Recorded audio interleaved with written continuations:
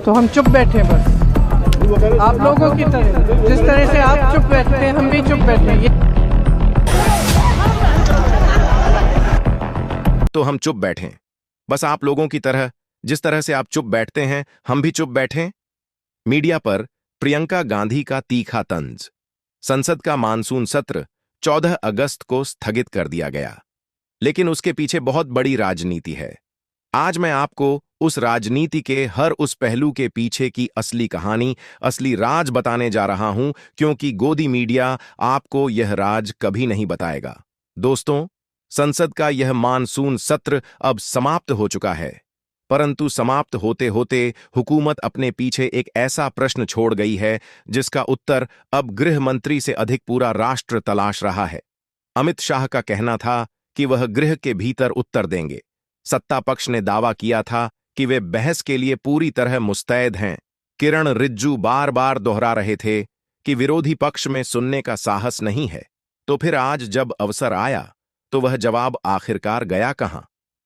यही आज का सबसे मुख्य प्रश्न है, क्योंकि बीते कई दिनों से शासन की ओर से निरंतर यह बात कही जा रही थी कि गृह मंत्री अमित शाह पूरी मुस्तैदी के साथ तैयार हैं। यह कहा गया था कि यदि विरोधी पक्ष प्रश्न करेगा तो अमित शाह उसका उत्तर देंगे। समाचारों में लगातार सुर्खियां बनी कि अमित शाह बिल्कुल आर पार के मूड में हैं।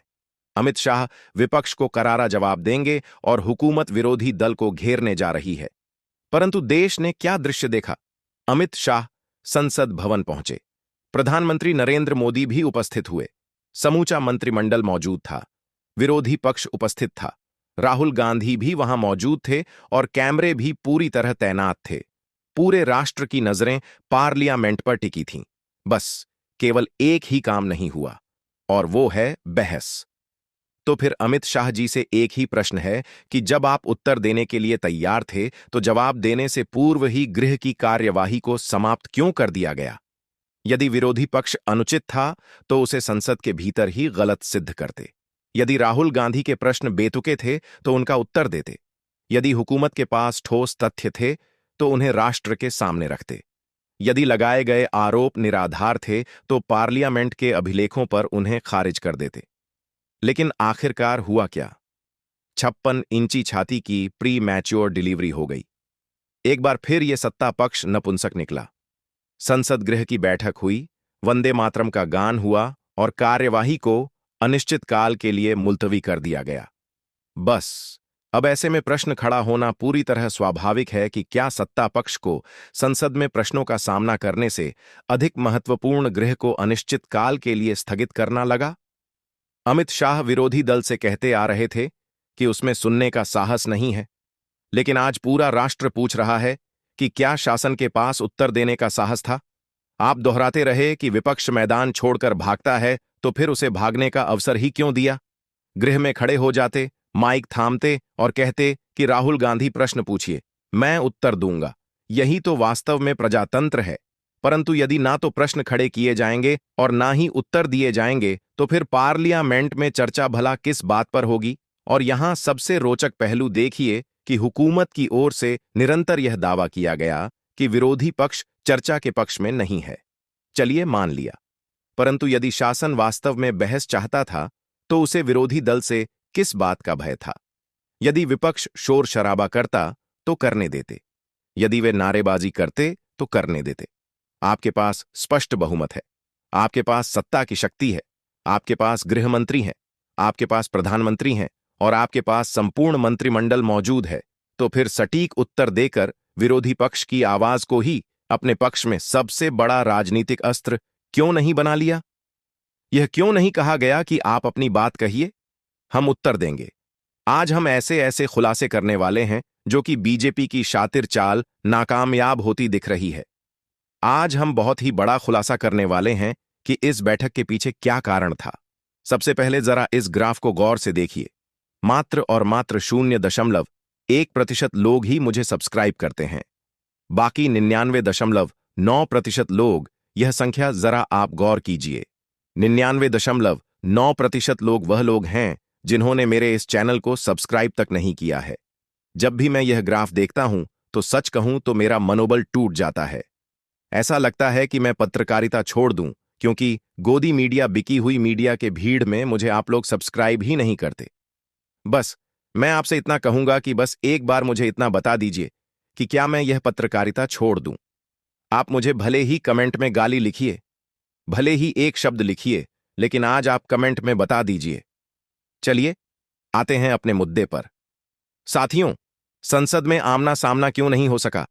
पार्लियामेंट के भीतर वह उत्तर क्यों देखने को नहीं मिला जिसकी घोषणा बीते 4 दिनों से लगातार की जा रही थी? यही प्रश्न अब हुकूमत के सामने खड़ा है। और अमित शाह जी, एक बात और, केवल यह कह देना कि मैं गृह में उपस्थित था और सुन रहा था, इतना ही काफी नहीं है। राष्ट्र यह पूछ रहा है कि आप वहां केवल सुनने पधारे थे या उत्तर देने।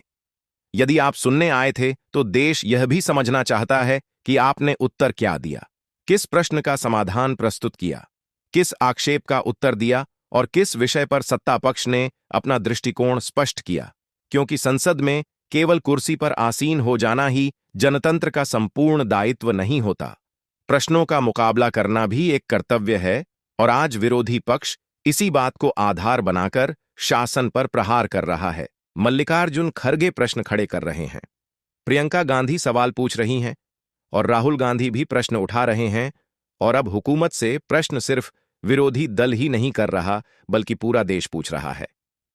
अमित शाह जी, आपने कहा था कि आप पूरी तरह तैयार हैं, तो अब राष्ट्र आपसे केवल एक वाक्य का उत्तर चाहता है कि यदि आप तैयार थे तो आज आपने अपनी बात क्यों नहीं रखी? क्या पार्लियामेंट में वक्तव्य देने के लिए 4 दिनों का समय कम था? क्या 19 दिन अपर्याप्त थे?